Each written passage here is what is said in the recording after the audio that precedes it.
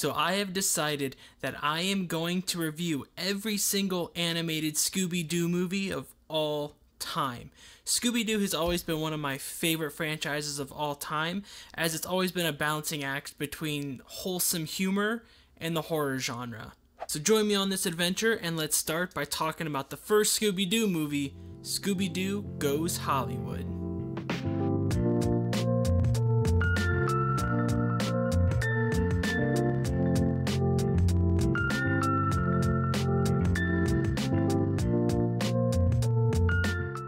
Scooby-Doo Goes Hollywood is a 1979 animated made-for-TV special, and it's the first Scooby-Doo film ever produced.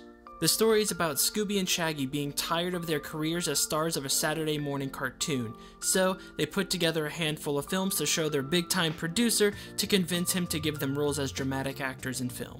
The best way to describe this movie is that it's a variety show. Between catchy musical numbers and skits that parody popular movies of the time, you have this collage of entertainment that celebrates everything that Scooby-Doo has become. So an element that has stuck with Scooby-Doo is the parody or spoof, particularly the self-parody, and this movie is no exception. They parodied some pretty big names such as How the West Was Won, Happy Days, Superman, The Sound of Music, Charlie's Angels, and many more. Some are a little bit more obscure to a modern audience, but it serves as a nice little time capsule of late 70s entertainment. With that being said, I don't think that this movie has aged incredibly well.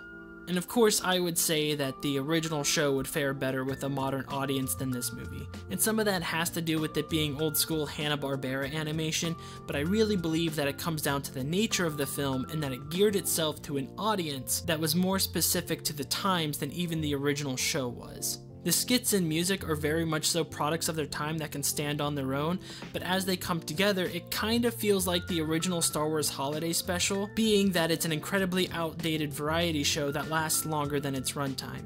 However, in the cases of both Star Wars The Holiday Special and Scooby-Doo Goes Hollywood, it being dated for a modern audience doesn't make it any less charming for people who love the series.